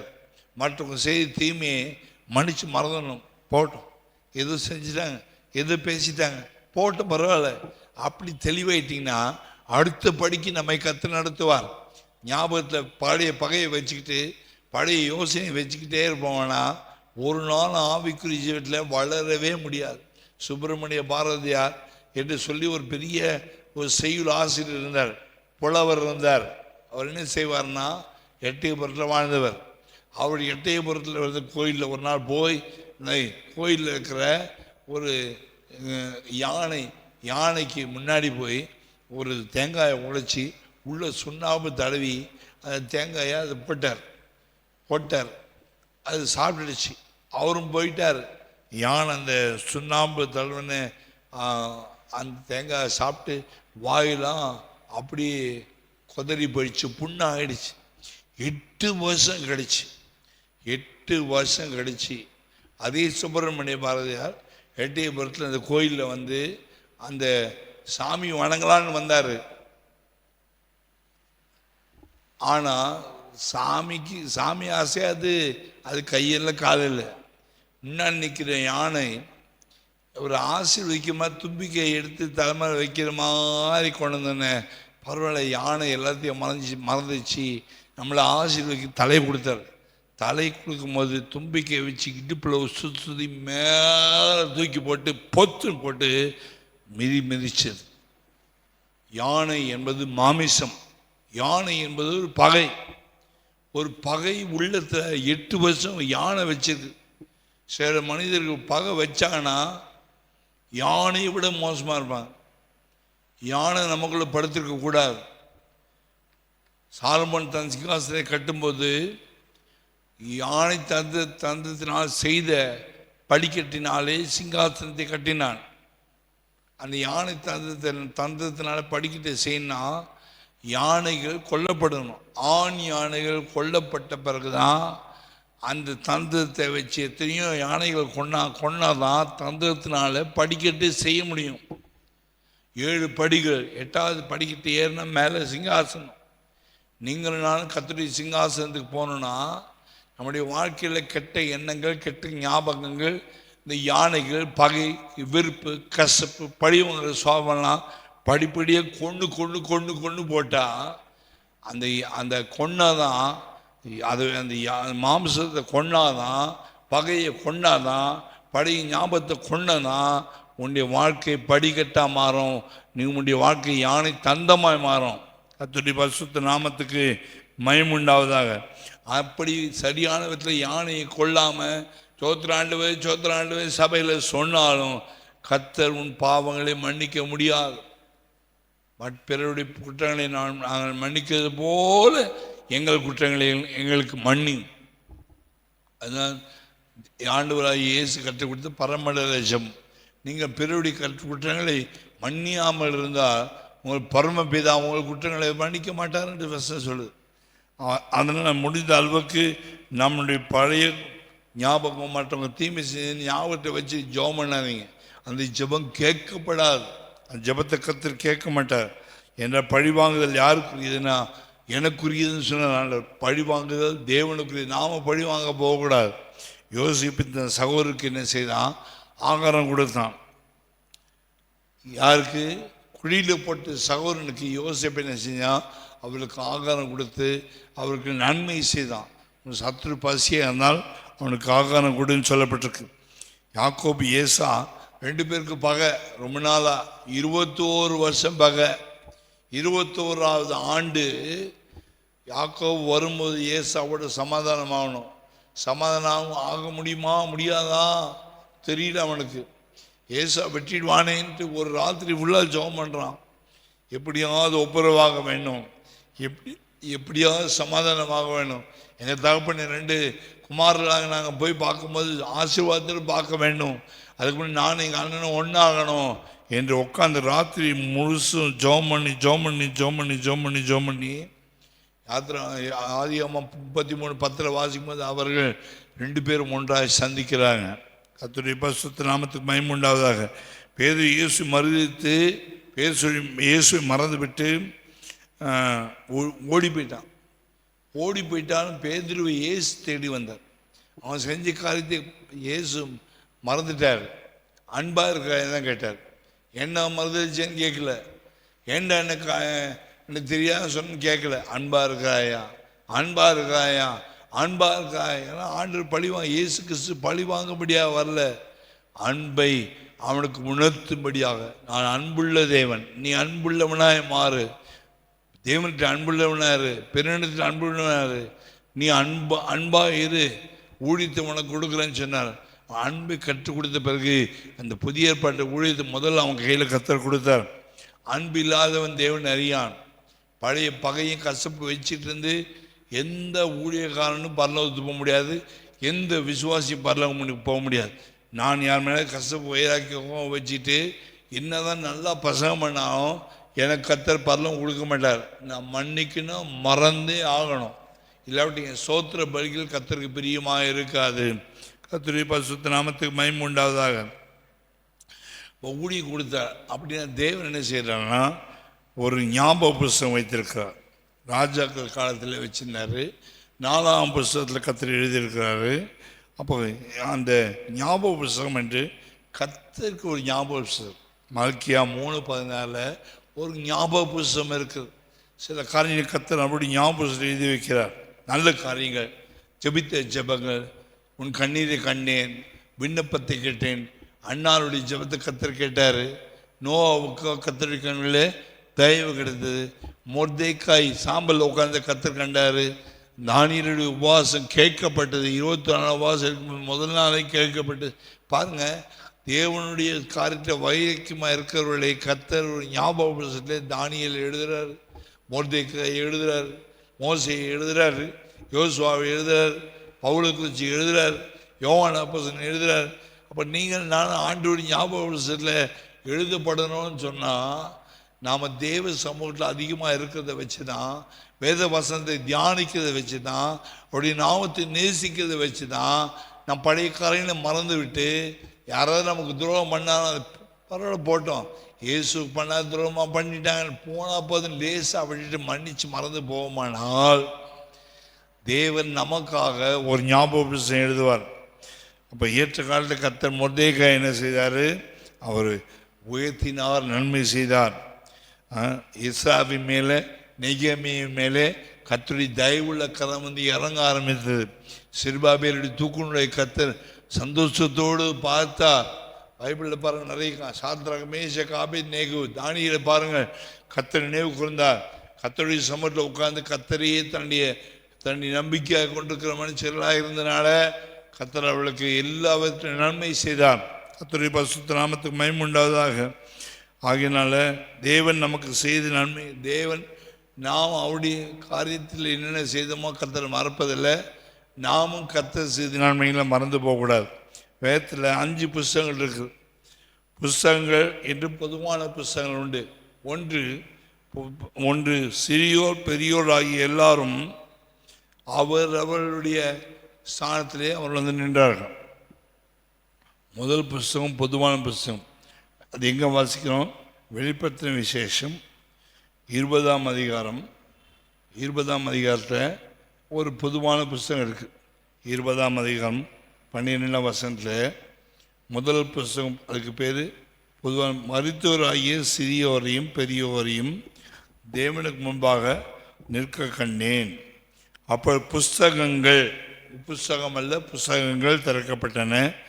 ஜீவ புஸ்தகம் என்னும் வேறொரு புஸ்தகம் திறக்கப்பட்டது. அப்பொழுது அந்த புஸ்தகங்களில் எழுதப்பட்டவைகளின்படியே மரித்தோர் தங்கள் கிரியைகளுக்கு தக்கதாக நியாயத்தில் படைந்தார்கள். கர்த்தருடைய பரிசுத்த நாமத்துக்கு மகிமை உண்டாக. இங்கே சிறியோர் பெரியோர் எல்லாரும் தேவனுக்கு முன்னாடி மரித்தோர் ஆகிய சிறியோர் பெரியோர் எல்லாரும் நிற்கிறாங்க. இது பொதுவான ஒரு புஸ்தகம். உலக ஆதாமில் இருந்து கடைசி நாள் வரைக்கும் வாழுகிற எல்லா மனுஷனையும் பேரையும் எழுதி வச்சிருக்கிற ஒரு பொதுவான புஸ்தகம். அதில் நல்லவங்களும் இருப்பாங்க, கெட்டவங்களும் இருப்பாங்க. ஒவ்வொரு தனிப்பட்ட வாழ்க்கையும் அங்கே ரெக்கார்ட் பண்ணுறார் ஆண்டவர், எழுதி வைக்கிறார். பிரசங்கி புஸ்தகம் 12ஆம் அதிகாரத்தில் கடைசி வசனத்தில் வாசிக்கும் போது அங்கே உன் கண்ணின் காட்சியினும் வாலிபனே, கண்ணின் காட்சியினும் நெஞ்சின் வடியில் நட எல்லாவற்றையும் குறித்து கர்த்தனை செய்வார், கடைசியில் நியாயத்திலே கொண்டு வந்து நிறுத்துவார் வசனம் இருக்கு. பிரசங்கின் புஸ்தகம் நான் வாசிக்கிறேன். பிரசங்கின் புஸ்தகம் 12ஆம் அதிகாரம், நியாயத்தில் கொண்டு வந்து நிறுத்துவார். பிரசங்கியின் புஸ்தகம் 12ஆம் அதிகாரம், ஒவ்வொரு கிரியையும் 14ஆம் வசனம், ஒவ்வொரு கிரியையும் அந்தரங்கமான ஒவ்வொரு காரியத்தின் நன்மையானாலும் தீமையானாலும் தேவன் நியாயத்திலே கொண்டு வருவார்.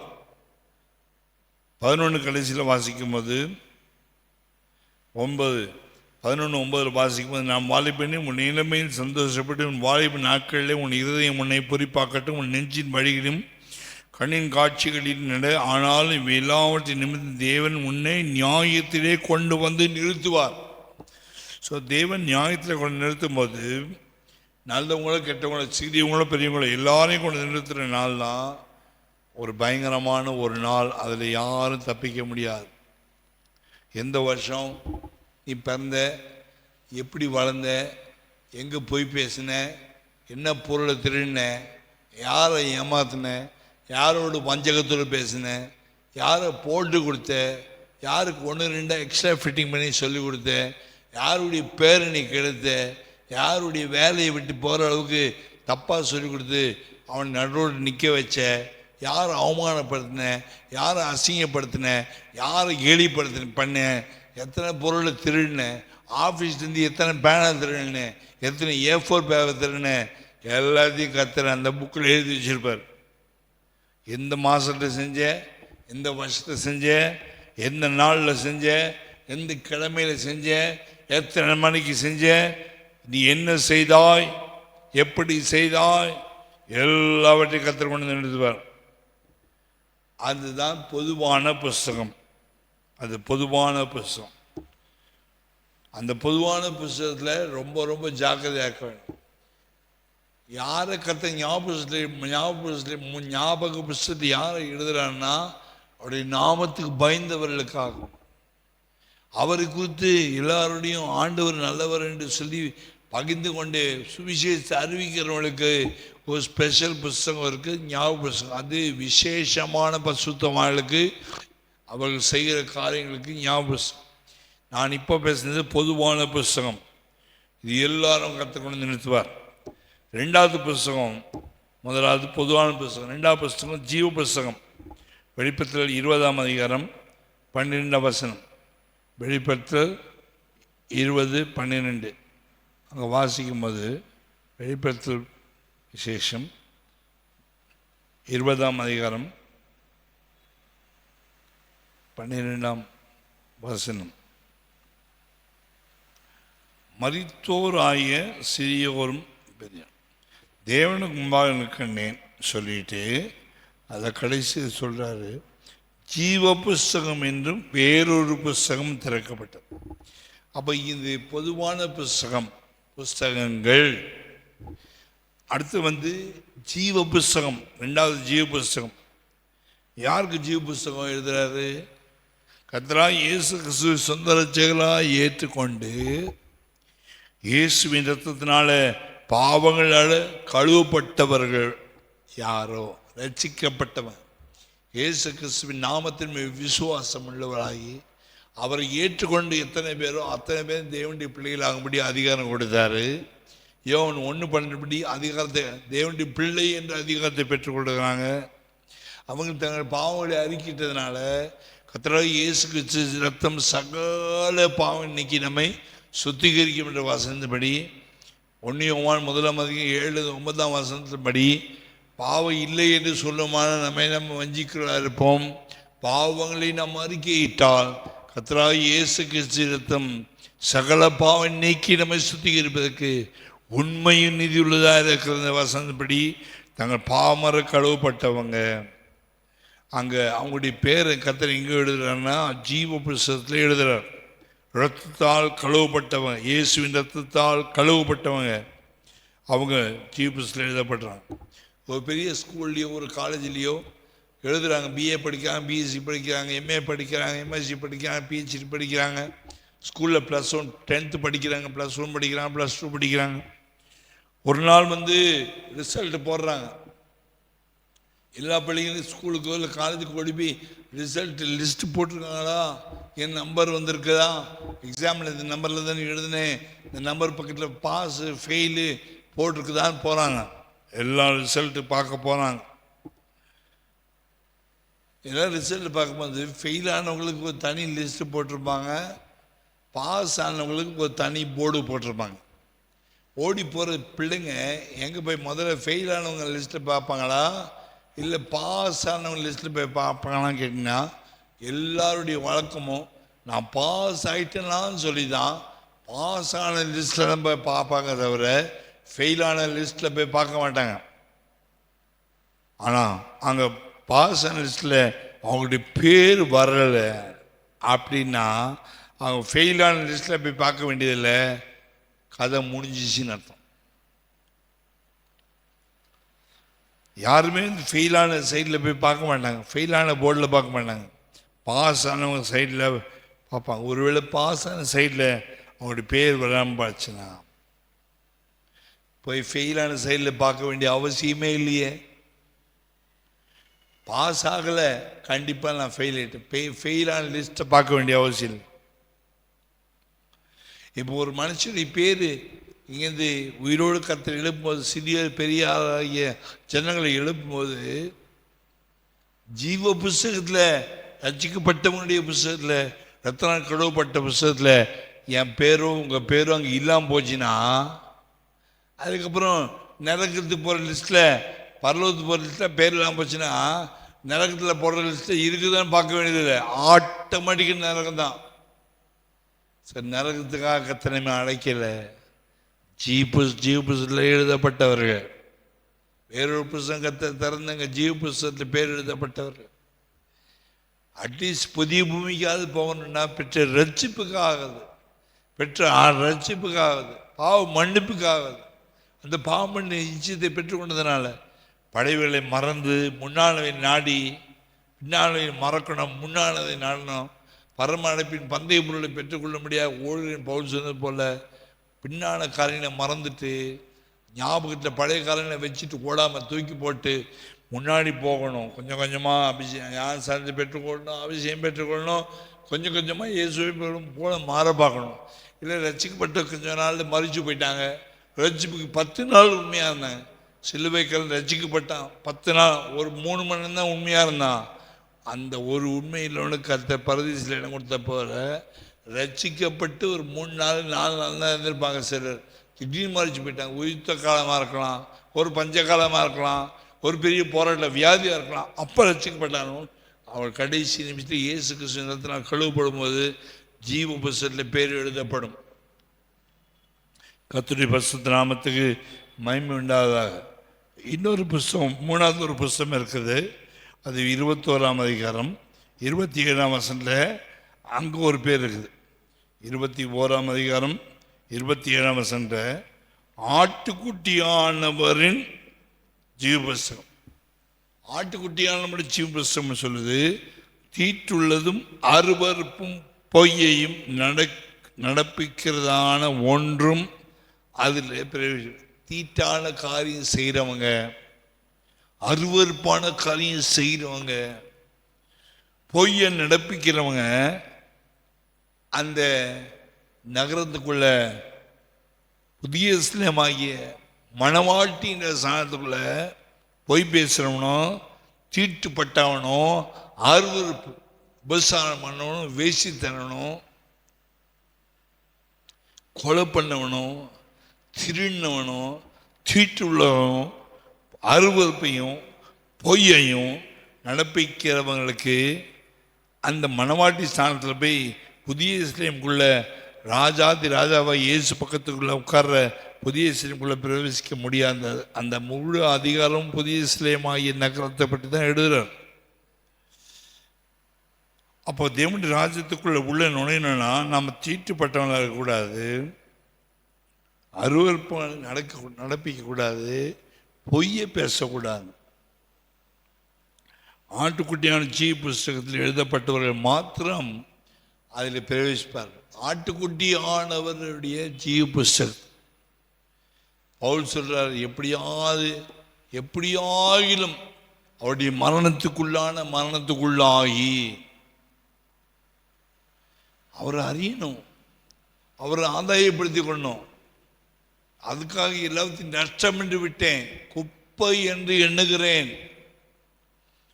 குகையிலும் கெபிகளிலும் காவலிலும் அடியிலும் வேதனையிலும் கஷ்டத்திலும் பசியிலும் பட்டினிலும் உபத்திரவங்களிலும் சமுத்திரத்தில் வந்த மோசங்கள், பொல்லாத மனுஷரால் வந்த மோசங்கள், காட்டு மிருகங்களால் வந்த மோசங்கள் எல்லாத்தையும் தாண்டி ஒரே ஒரு நோக்கம், அவரை நான் அறியணும், அவருடைய உயிர்த்தெழுதலை நான் அறியணும், அவருடைய பாடுகளுக்கு நான் பங்காளியை மாறணும்.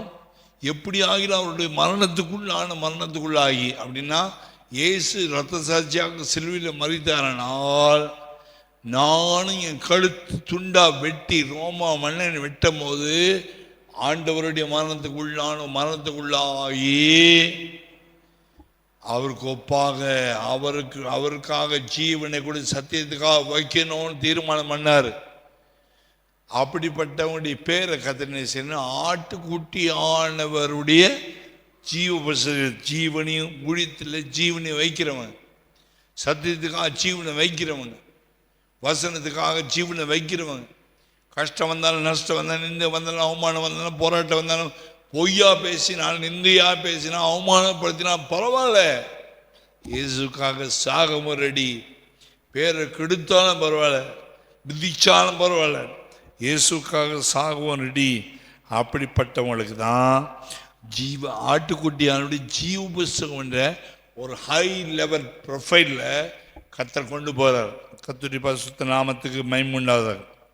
அதுக்கப்புறம் அந்த புஸ்தகங்களில் 4வது புஸ்தகம் தான் ஏற்கனவே உங்கள்கிட்ட பேசுனது போல் ஞாபக புஸ்தகம். அது யாருக்கு? அதுக்கு மல்கியான் 3:16 ஞாபக புஸ்தகம் யாருக்கு? யார் கர்த்தருக்கு உண்மையாக பயந்தார்களோ. யார் பயந்தது? யோசேப்பு கர்த்தருக்கு பயந்தான். போத்திபாருடைய மனைவி வந்தபோது தேவனுக்கு முன்பாக இப்படிப்பட்ட பாவத்தை நான் செய்வது எப்படி? தடுமாற்றத்தை பற்றி பேசல, சின்ன தடுமாற்றங்களை பற்றி அங்கே பேசல, பாவத்தை பற்றி பேசுகிறார், உபசாரத்தை பற்றி பேசுகிறார், அசுத்தங்களை பற்றி பேசுகிறார். எசபேலின் ஆவிக்கு ஒப்பு கொடுத்தவங்க தான் விபசாரத்தில் விழுவாங்க. தியத்திரா சபையில் தம்முடைய ஊழியக்காரில் கூட, தெரிந்து கொள்ளப்பட்ட ஊழியக்காரில் கூட விபசாரத்துக்கு உட்படுத்தின எசபேல் என்னப்பட்ட பெண்ணை குறித்து தியத்திரா சபைக்கு ஆவியானவர் எழுதுகிறார். அப்படிப்பட்டவங்களுடைய காரியம் தெய்வத்துக்கு பயப்படாது. தெய்வ பயம் இல்லாதவங்களுக்கு ஞாபகம் இடம் கிடையாது. தெய்வ பயம் இருந்துச்சு. யோசேப்புக்கு தேவ பயம் இருந்துச்சு. சாத்ராக் மேஷாக் ஆபேத்நேகோவுக்கு தேவ பயம் இருந்துச்சு. விடுவித்தா சரி, விடுவிக்காமல் போனால் சரி, இந்த போசரி நாங்கள் வணங்க மாட்டோம். அது தேவ பயம். எவ்வளோ பிரச்சனை வந்தபோது கூட மொர்தெக்காய் சொல்கிறான், இந்த சாம்பலில் உட்காந்துருப்பேன், இந்த ஆமான கையெழுத்து நான் வணங்க மாட்டேன், நான் ஒரு யூதன், நான் கர்த்தருடைய பிள்ளை, நான் தேவனுக்கு பயப்படுறேன், இந்த யூதனை அசைக்க முடியாது. எஸ்தர் ராஜ்யத்தை பார்த்து சொல்ல, நீ போய் இந்த நாட்களில் மௌனமாக இருந்தீன்னா அவ்வளோதான், நீ போ, நீ போய் பேசாவிட்டா கர்த்தர் ரட்சிப்பு வேற எங்கன்னா கொண்டு வந்துடுவார். தெய்வத்துக்கு பயப்படு. ராணி ஆக்குனதுக்கு எதுக்கு கர்த்தர் ஆக்கணும் தெரியுமா? நீ ராணி ஆக்குனதுக்கு ஒரு வழி இதுதான் நோக்கமாக இருக்கும். யூதர்களை பாதுகாக்க வேண்டும். விண்ணப்பம் பண்ணு, உபவாசம் போடு. தேவனுடைய பிள்ளைகளே, நமக்கு தெய்வ பயம் இருந்தாதான் நமக்கு தேவனின் ஞாபக புஸ்தகத்தில் பேர் எழுதப்படும். 2வது, அவருடைய நாமத்தை தியானிக்கிறவர்கள், ராத்திரி பகல் இயேசுவின் நாமத்தை தியானிக்கிறவர்கள். தேவனுடைய நாமங்கள் நிறைய இருக்கிறவராகவே இருக்கிறேன். கர்த்தர் பார்த்து கொள்வார். யெகோவா ஈரே, யெகோவா ராஃபா அவரின் பரம வைத்தியர், யெகோவா ஷாலோம் அவரின் சமாதானம், யெகோவா ஷம்மா என் சமூக முன்பாக செல்ல, யெகோவா நிசி கர்த்தருக்கு ஜெயக்குடி, யெகோவா சிக்கனு அவர் எனக்கு நீதி, அவர் நீதிபரர், யெகோவா மெக்காதீஷ் அவர் என்னை பரிசுத்தமாக்குற கர்த்தர், அவர் உன்னதமானவர், அவர் சர்வ வல்லமையுள்ளவர், அவர் எல் ஷடாய், அவர் எலோஹிம், அவர் இம்மானுவேல், அவர் எபினேசர். இப்படி அவருடைய நாமத்தை ராத்திரி பகலும் தியானம் பண்ணிட்டே இருக்கிறவங்களுக்கு கர்த்தர் ஞாபக புஸ்தகத்தில் எழுதுறார். அதனால தான் 1ஆம் சங்கீதத்தில் முதல் வசனம் 5ஆம் வசனம் வாசிக்கும் போது, துன்மார்க்குடைய ஆலோசனை நிலமாமலும் பாவிகளுடைய வழியில் இல்லாமலும் பரியாசக்கார உட்காந்து 3 ஆளை விட்டு பிரிஞ்சிருங்க. பரியாசம் பண்ணுறானா, கிண்டல் பண்ணுறானா, உட்காரத எஸ்கேப் ஆகு. கர்த்தருடைய வேதத்தில் பிரியமாக இருக்கு. இரவும் பகலும் தியானமாக இருக்கிற மனுஷன், பிரியமாக இருந்து இரவும் பகலும் தியானமாக இருக்கிற மனுஷன் பாக்கியமான். நீர்கால் ஓழமாய் நிலப்பட்டு தன் காலத்தை தன் கனி தந்து இலையுதிராத மரத்தை போன்ற பணவன் செய்வதெல்லாம் வாக்கி, துன்மார்க்கரோ அப்படி இராமல் காற்று பறக்கடிக்கிற பதரை போல இருப்பார்கள். துன்மார்க்க நீதிமாடி சபையில் நிற்க முடியாது. எப்படி ஞாபக புஸ்தகத்தில் ஏற முடியும்? 91ஆம் சங்கீதத்தில் ஆண்டவங்க அங்கே எழுதும்போது அங்கே தெளிவாக சொல்கிறாரு, அவனின்மே வாஞ்சியா இருக்கிறபடியா, அவனை விடுவிப்பேன், அவனின் நாமத்தை அறிந்திருக்கிறபடியா உயர்ந்த அடைக்கிறதில் இருப்பேன். கர்த்தருடைய நாமத்தை அறிந்திருக்கிறவர்களுக்கு உயர்ந்த அடைக்கலாம். எழுப்பத்தில் 3:8 வாசிக்கும் போது அங்கே இன்னும் தெளிவாக சொல்றார், உனக்கு கொஞ்சம் பலனும் என் நாமத்தை மறுதலியாமல் என் வசந்தத்தை கொண்டபடியால் இதோ திறந்த வாசல் முன்பாக வைத்திருக்கிறேன். கர்த்தருடைய பரிசுத்த நாமத்துக்கு மகிமையுண்டாக. அப்போ அவன் நம்முடைய கிரியின் படிக்கு நான் நினைக்கும் பலன் என்னோடு கூட வருகிறது. பரிசுத்தமாக இருக்கிறவன் இன்னும் பரிசுத்தமாக இருக்கணும், நீதி செய்கிறவன் நீதி செய்யட்டும், அசுத்தமாக இருக்கணும் அசுத்தமாக இருக்கணும். இதோ நான் சீக்கிரமாக வருவேன். அவன் நம்முடைய கிரியையின்படி நான் யார் என்னென்ன கிரியை கரெக்டாக செய்தாங்களோ அவர்கள் ஞாபகத்தில் இருப்பாங்க. ராத்திரி வழக்கத்தில் தியானிக்கிறானா ஞாபகத்துக்கு போயிடுவான். நாமத்தை நேசிக்கிறானா ஞாபகத்துக்கு போயிடுவான். கர்த்தருடைய பரிசுத்த நாமத்துக்கு மகிமை உண்டாவதாக. இது 4வது புஸ்தகம். 5வது புஸ்தகம் ரொம்ப முக்கியமான புஸ்தகம். யோவான் 12ஆம் அதிகாரம் 48ஆம் வசனத்தில் மிக முக்கியமான ஒரு புஸ்தகம், 5வது புஸ்தகம். இதை கண்டிப்பாக நீங்கள் கடைப்பிடிக்க வேண்டும். அந்த புஸ்தகத்தில் கர்த்தர் நம்ம கையிலேயே கொடுத்துட்டார். அந்த புஸ்தகம்தான் வேத புஸ்தகம். 12:48 வாசிக்கும் போது அங்கே தெளிவாக எழுதுகிறார், என்னை தள்ளி என் வார்த்தைகளை ஏற்றுக்கொள்ளாதவனே. 12:48 John 12:48 என்னை தள்ளி என் வார்த்தைகளை ஏற்றுக்கொள்ளாதவனை நியாயம் தீர்க்கிறது ஒன்று இருக்கிறது, நான் சொன்ன வசனமே அவனை கடைசி நாளில் நியாயம் தீர்க்கும். எந்த வசனத்தை கர்த்தர் நம்ம கையில் கொடுத்தாரோ, document, God's document. God is an administrator. தேவன் ஒரு பரலோகத்தை பூமி நிர்வகிக்கிறவர், ஒரு நிர்வாகி. அவர் நமக்கு டாக்குமெண்ட் கொடுத்துருக்காரு. இதை கையில் வச்சுக்கோ, இந்த கையில் வச்சுக்க. இந்த டாக்குமெண்ட்டில் உன்னை பற்றி எழுதியிருக்கேன், என்னை பற்றி நான் எழுதியிருக்கிறேன். நீ யார், நான் யார், நான் யார், நீ யார் என்பதை கண்டுபிடிக்கிறதுக்கு இந்த பைபிள் இருக்குது. என்னை தள்ளிட்டு என் வசனத்தை தள்ளிட்டா என்னை தள்ளின மாதிரி. என்னை தள்ளிட்டேன்னு வசனம் தள்ளின மாதிரி. நானும் வசனமும் ஒன்றா இருப்போம். நான் தான் வார்த்தை. தள்ளிட்டினா அவள் தான் என்னை தள்ளின மாதிரி. என் வசனத்தை ஏற்றுக்கொள்ளாதவனை தேவன் நமக்கு சொல்லிக் கொடுக்குற வசனத்தை சரியை ஏற்றுக்கொள்ளாமல் போனார். அந்த தேவ வசனத்தை மறந்து போவோமானால், கர்த்தர் கற்றுக் கொடுத்த எல்லாவற்றையும் மறந்து போய் இஷ்டப்படி வாழ்வோமானால், நான் சொன்ன வசனமே, நான் பேசின வசனமே அவனை நியாயம் தீர்க்கும். அப்படி சுத்திகரிக்க வேண்டும். ஞாபக சக்தியை, ஞாபக பகுதியை சுத்திகரிக்க வேண்டுமானால் ஆண்டவர் யோவான் 15 சொல்றாரு, நான் மெய்யாந்தாச்சு, நீங்கள் கொடிகள், நிலைத்திருங்கள், மிகுந்த கனிகளை கொடுப்பீர்கள். கனி கொடுக்காத கொடி எதுவோ அதை அவர் தரித்து போடுகிறார். கனி கொடுக்கிற கொடி எதுவோ அதை சுத்தம் செய்கிறார். நான் இப்பொழுது சொன்ன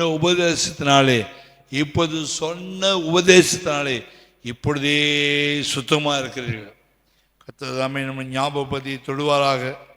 ஞாபக பகுதியில் வந்த எல்லா கெட்டுப்போன காரியங்களை கர்த்தர் தூக்கி போட்டு, அழுகி போன காரியங்கள், பூசணம் பூச்சிய காரியங்கள், பழைய காரியங்கள், பழைய பகை எரிச்சல், பழைய கசப்பு, பழைய கோபம், பழைய பிரிவினைகள், ஊழியக்காரை பற்றி பேசுனது, விசுவாசிகளை பற்றி பேசுனது, பக்கத்தில் உட்காந்து ஜெபிக்கிறவங்களை பற்றி பேசு, பரிசீலனை போல மாறினது, வேதப்பாரனை போல மாறி கண்டு நாங்களாம் நீதிமான்கள் போல பேசுனது, நாங்களாம் பரிசுத்தவான்கள் பேசுனது தூக்கி போட்டு, ஆண்டவர் நான் ஒரு தெள்ளு பூச்சி, நான் பாவியில் இருப்பதான பாவி, நானே இந்த 5 புஸ்தகத்தில் பங்கு கொள்ளணும்னு ஆசைப்படுறேன். 1, உம்முடைய ஜீவ புஸ்தகத்தில் பங்கெடுக்கணும். 2வது, நான் உம்முடைய ஆட்டுக்குட்டியான ஜீவ புஸ்தகத்தில் பங்கெடுக்கணும். 3வது, ஆண்டவரே உம்முடைய ஞாபகத்தில் பங்கெடுக்கணும். 4வது, ஆண்டவரே உம்முடைய வேத புஸ்தகம் என்னை நியாயத்திற்கக்கூடாது. வேத புஸ்தகத்துக்குள்ளே வேத மனிதனாக, தேவ வசனத்தின் மனிதனாக மாற்றும். பொதுவான புஸ்தகங்களை திறக்கும் போது நியாய தீர்ப்புக்கு நான் எந்திரிக்கக்கூடாது. ஜாக்கிரதையாய் இருந்து மற்ற எல்லா தீமை அநியாயங்களை மன்னித்து விட்டு இன்னிலிருந்து ஒரு புது மனுஷனாக என் வாழ்க்கை தொடங்குறேன்னு சொல்லுவாயானால், கர்த்தர் உன்னை வாளாக்காம தலைக்கு கீழாக மேலாக்கி பூமியில் சகல ஜாதிகளும் உன்னை மேன்மையாக வைக்க போகிறார். ஞாபகத்தை சுத்தமாக்கி கொள்வோம், ஞாபகத்தை பரிசுத்தப்படுத்திக் கொள்வோம். பரிசுத்தமாக இருக்க வேண்டும், ஜெயமுள்ளதாக இருக்க வேண்டும். ஞாபக பகுதி தேவனை கேட்டதாக இருக்க வேண்டும். கர்த்தர் நம்முடைய ஞாபக பகுதியை சுத்தமாக வைத்துக்கொள்ள உதவி செய்யும்படியாக நாம் ஜெபம் பண்ணுவோமாக. அன்பின் பரலோக பிதாவே, ஞாபக பகுதியை குறித்து நாங்கள் பேசணும். இதை கர்த்தர் கவனித்து கேட்டீர். கர்த்தர் கவனித்து கேட்கிறவர். ஒருவரோடு நாங்கள் பேசிக்கொள்ளும் போது கர்த்தர் அதை கவனித்து கேட்கிறவர். நாங்கள் மற்றவங்களோட பேசுகிற காரியங்கள் என்ன காரியங்கள் என்று சொல்லி எழுதி வைக்கிறவர். நாங்கள் பிரசங்கம் பண்ணும்போது எழுதுகிறவர். நாங்கள் செபிக்கும் போது எழுதுகிறவர். நாங்கள் வீணான காரியத்தை பேசினா எழுதுகிறவர். மனுஷர் பேசுகிற வீணான ஒவ்வொரு வார்த்தைக்கு கணக்கு ஒப்புவிக்க வேண்டும். மத்திய 12 வாசிக்கிறோமே, ஜாக்கிரதையோடு இருக்கு. பொய்க்கு இடம் கொடுக்கக்கூடாது. பொய்க்கு பிதா எங்கள் வாழ்க்கையில் வரக்கூடாது. தீட்டானது வரக்கூடாது. அருவருப்பானது வரக்கூடாது. பாவமான காரியங்கள், அசுத்தமான காரியங்கள் வரக்கூடாது. கட்டளைகளை உடைக்கக்கூடாது. சிறு சிறு தவறுகள் வரும்போது அப்பொழுது முழங்கால் பண்ணிட்டு உபவாசம் போட்டு கண்ணீரோடு ஜெபம் பண்ணி கெட்ட காரியங்கள் மனசை இல்லாதபடி தூக்கி எறிவதற்கு விசேஷ கிருபை ஊற்றும்படியாக ஜெபிக்கிறோம். இன்னைக்கு ஞாபகம் என்ற பகுதி அறை மனதில் ஞாபகத்தில் உள்ள கருப்பு பகுதி, இருண்ட பகுதி தீமையான பகுதியை வேரோடு பசுத்தாமை சுட்டெரித்து நீக்கி போடுகிறார். நல்ல காரியங்களை ஞாபகம் வைத்துக் கொள்ள உதவி செய்யும். எல்லா மகிமை நாங்கள் உமக்கு கொடுக்கிறோம். இயேசுவின் நாமத்தில் வேண்டிக் கொள்கிறோம் நல்ல பிதாவே. ஆமேன்.